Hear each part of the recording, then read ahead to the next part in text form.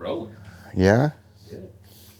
Well, before I get going on this transom today for Orca here, I wanted to just say thank you, a big, gigantic thank you to the people that comment on our YouTube page. You know, I'll tell you what, my YouTube page may be entertainment for an awful lot of people, but the comments on my YouTube page are entertainment for me because I spend quite a bit of time reading those comments and, you know, basically I wanted to say that I'm going to try very hard to answer a number of those comments. You know, a lot of the comments are just complimentary, don't require an answer. And if the comment was in a form of a question, it would be probably easier for me to even answer them. But you know, it's just fantastic having that many people. That many people that are subscribers, and that many people that take the time to comment. You know, I'm certainly glad there's an interest in it, and you know, that's what it's all about. Well, the first thing I wanted to say is that when I drew this transom on this little section of the loft floor where I'm going to do the whole body plan and assemble all the molds and everything on top of this little table that I've got right here, you know, and when I first drew the transom on here, we didn't know how wide actually to make it, and I was having an awful hard time trying to scale it off the drawings and different things like that. That's pretty tricky business, tell you the truth. But I decided when I drew it that I would draw it a little bit extra wide because we originally thought of making this boat bigger than the original boat. And, you know, one of the famous lines in the movie is that you're going to need a bigger boat. You know, you're going to need a bigger boat. Well, you know, we had that in mind when I first started drawing, and we had thoughts of making it a bigger boat, longer, wider, and everything. Well, you know, I think the thing with it is now is that we've come upon this, you know, stabilization, gyro stabilization, and we're going to use gyro stabilization on this boat. That is going to make this boat, even though it's going to be exactly the same size as the original boat, it is going to be a much bigger boat because it's going to have much, much different capability, and it's going to be nice and stable. It'll be a platform that will be just much, much more comfortable to be out on a charter with or anything like that. So, you know, I would call it a bigger boat just because of the stabilization. So like I said, I drew this transom a little bit extra wide. And basically, I'm going to use the same pieces that I marked out and assemble these same pieces. I'm just going to shorten it up at the center line a little bit. So basically, this transom was drawn somewhere around 11'6", but you know, it's just a little bit too wide. The transom, as I scale it out of the pictures, I get close to 10 feet, 9 feet, 8 inches, somewhere around in there. So we decided that we would not want to make it any smaller than the original, that's for sure. So I decided, well, I'll add a couple inches to it and we'll call it the same size, even though it might be a tiny bit bigger. We're going to make this transom to be basically 10 feet wide at its widest point down near the waterline. There's a couple of other videos that have already been posted on the building of this transom that shows you how we cut the pieces out and how we marked them out and different things. I'd actually have to go back and look at those videos to see exactly what's in them. But basically, this video is going to be about assembling these pieces together to be the transom framework. So I'm going to put a link to those videos in the description on this video.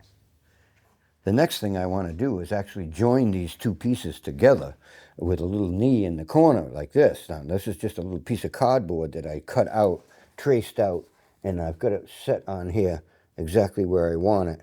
I'm actually going to cut this out of these pieces right here, two of them, one for each side. And when I apply them on there and fasten them down, I'm going to let them hang over on the edge right here on the outside of the boat. Not so on the bottom. On the bottom planking is going to be actually 90 degrees to the planking, coming in like this. So, you know, there really is very little to no dubbing whatsoever to get it to planking to bear against it here. But over on this side, the planking's coming in like on an angle. So basically, if I don't hang this knee over, the planking's not going to bear against the knee, only against the framework itself. So I want it to bear against the framework and the knee, both at the same time. So basically when I fasten it down, like I say, I'm just going to hang it over the edge a little bit, and we'll do the dubbing later. So I've got my little cardboard template sitting on top of the piece that I'm going to cut out here, and I've put it exactly where I want it, and I'm just going to trace it around with a pencil like that, and then take this to the bandsaw and cut that out, and then trace another one and cut that out. So I'm using my little Atlas Power King bandsaw that I've had for years and years to cut these out with, because this curve is quite tight, and if I tried to use a bigger bandsaw, I'd have to keep backing up, or I'd have to cut it out close to the line first and then cut it again, because that bigger bandsaw won't go around this tight of a corner. So I'm going to use this little tiny bandsaw. It's only got a 1/2-inch blade in it, but it cuts as if it were a giant machine.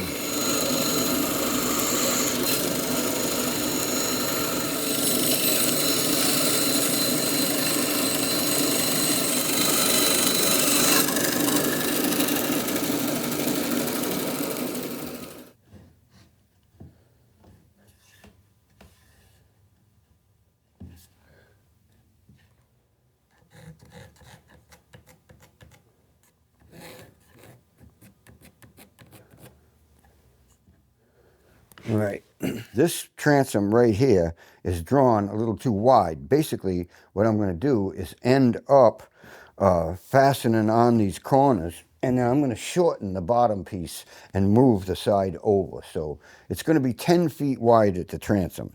And the other thing I wanted to show you is this little loft floor. I've got it blocked up off the cement floor with like boatyard blocking. And one of the reasons is so that I don't have to fasten all these pieces down to the loft floor when I'm trying to fasten these things together. Because what would happen is, you know, when I'm drilling holes or even just stepping up there or anything, it makes all these pieces kind of want to move around on the floor. Well, that's no good. They have to be stable. They have to be sitting right nice and still. So basically, at the ends of the pieces, I've got different little clamping techniques that I've used in order to clamp the pieces down nice and tight. You know, like this piece of plywood right here is just there clamped on the edge of the loft floor. It's butted up against the joint between this piece and this piece. It's holding those two pieces right in relationship to each other, exactly the way I want it. And this top piece, we put a 2x4 across and clamped it right down to the floor. And basically, I can't even move that little piece right there right now. So now I know when I go to drill holes in it, it's not going to move all around on me. Now I got to get set up to drill. The next thing, put this one over here, this one down here.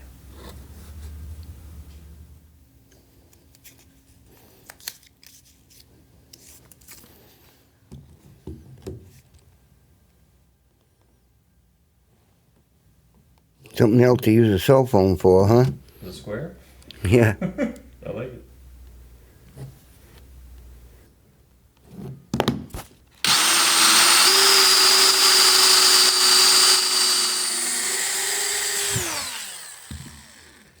Well, that was great because the pieces didn't move one iota.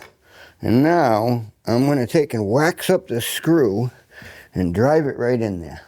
That just makes it go in that much easier. This one I'm going to end up backing back out again and drilling a little countersink, but this is just a temporary, like that.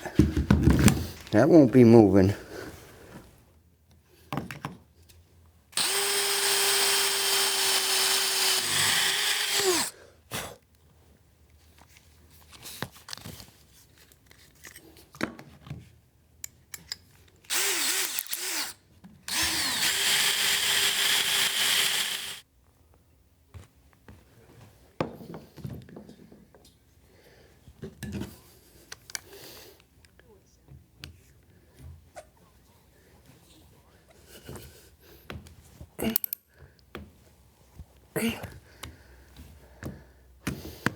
All right, I'm gonna put one over here. I think it was 1963. We were building American Eagle at Luder's Shipyard in Connecticut, and These screws were laying all over the place down there. They used to build minesweepers down there, and when the people, the shipwrights, dropped screws on the ground, they wouldn't let them pick them up because it would take time. They'd have to come down off the staging or whatever else to pick up the screws. So they let all the kids or younger guys that were working there doing the, you know, the menial tasks like I was doing, pick up these screws and actually keep them. So I've had these screws laying around since 1963, and finally getting around to using them. Now we can take this brace off because it's not going to move at this point. Now I'm going to drill the other holes and countersink for the head and different things like that, but I'm going to actually back all these screws back out again before it's over and bed that piece down. And it's very possible that I'll have to cut this end off right in here somewhere, because what's going to happen is it's going to have a vertical frame that goes up in here. It's going to have a few vertical frames that go up off the transom.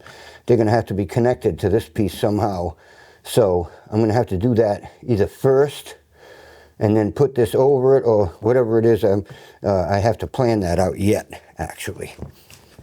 So one of the things I wanted to show you was that I've only drawn the half of this transom framework. It's unlike the way I recommended to my friend Ken when we were building the schooner. When he lofted the schooner, he had plenty of time and plenty of space and all kinds of stuff, and we decided that we would loft it both sides. So the transom, all the molds and everything were drawn on the loft floor, both sides. It makes it a little bit easier to put together.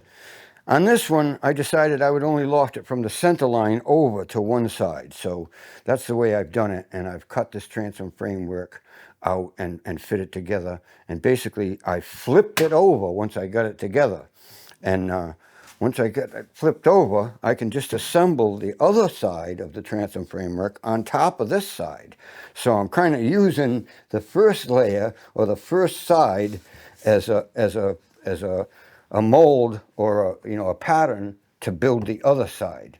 So what I'm going to do now is I've got the two pieces clamped together, and I've got the first one spaced up off the floor the same thickness as this corner knee that I put in, and I put another piece of scrap into here and a piece of scrap onto the other end. I've got it up off the floor parallel to the loft floor, and I'm going to fasten on this next layer of corner knee right here. So I've got it in position. I'm only going to drill one hole in it because I don't want it to be moving around. I'm going to put one hole in it, put one screw in that hole, tighten it down, and then I can drill the rest of the holes. I'm going to put one here, and put one down here, one over here. So this one first, right here.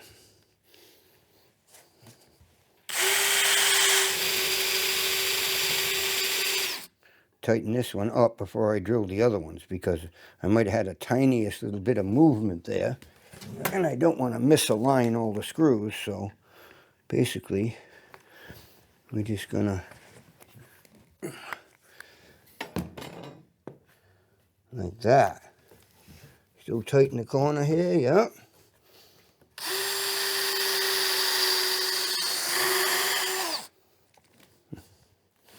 I've found over the years that when you're drilling holes vertically like this, you kind of have to blow your drilling dust away as you go along, because otherwise what happens is you pull your drill bit up, and as soon as it comes out of the hole, all the drillings just fall down the hole and make the hole a little bit too tight. So we don't need it to be any tighter than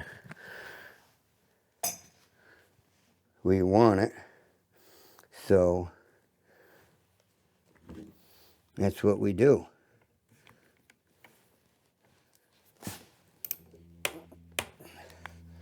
Yeah.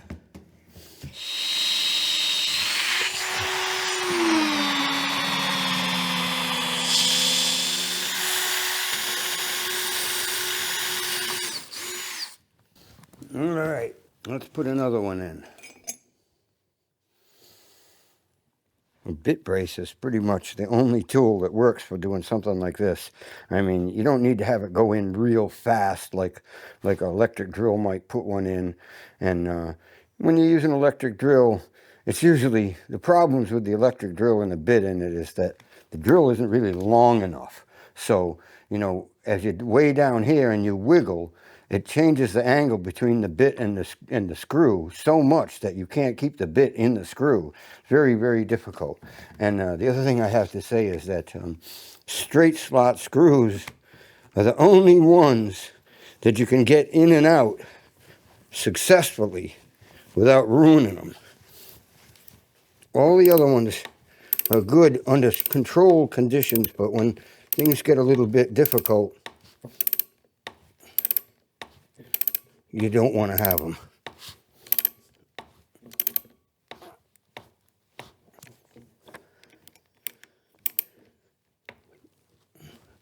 Like that. So, we're going to unfasten it and bed it right on there.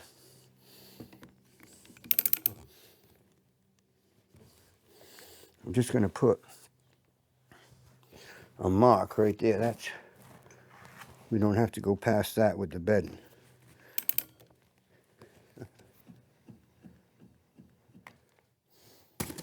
There we go. All right. See, this taking it apart again gives us the opportunity to clean all that off, the drillings from between the two layers, rather than have bedding it to start. And then you get bedding all over your screw gun. You get bedding all over everything. We just don't want anything in between there to hold back our fit. So I'm just scraping off, like I said, those drillings from around the screw hole. Did a nice job. What we're going to do now is bed it down.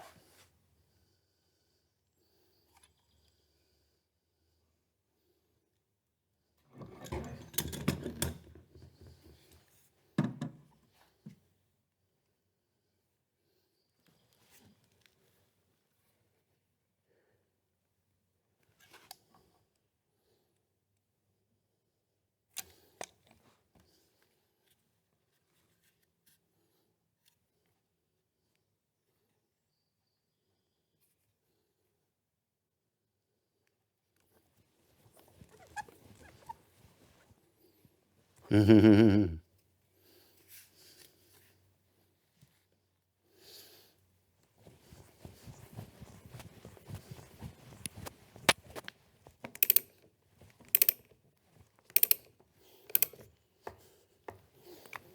you see that bedding squeeze out of there just as nice and neat as can be. Polysulfide is what I'm using as a bedding. I like it because it doesn't go off awfully fast and it's not terribly adhesive. And if you get a mess of it out on some cedar or any kind of softwood or anything like that, at least you can clean it up. 5200 and polyurethanes are a little tough to clean up. They're very good for their adhesive qualities, but cleanup's a little difficult.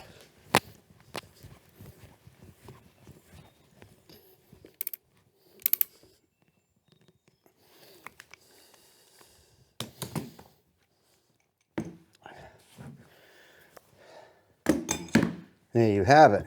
Now, believe me, those are some monstrous wood screws right there. They'll hold it together as well, if not better, than bolts. So, that's what we've done there. Now, I'm going to tidy up a tiny bit and flip these pieces back over again.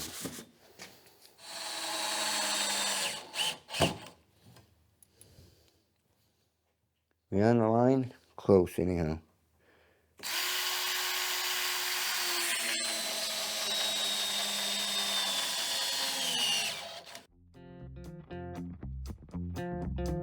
Well, here we are assembling the transom framework, and we've got the whole perimeter of it assembled already. We've got a cross ball on the top of it. I've just finished fitting all these vertical frames to the bottom piece, and it's got this kind of an odd, like a joint here that I made that really, I think, serves the purposes really well.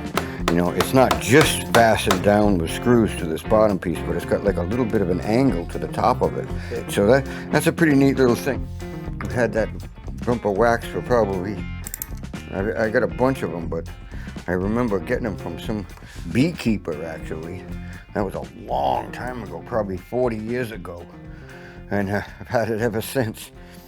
All right, now I gotta find the right bit.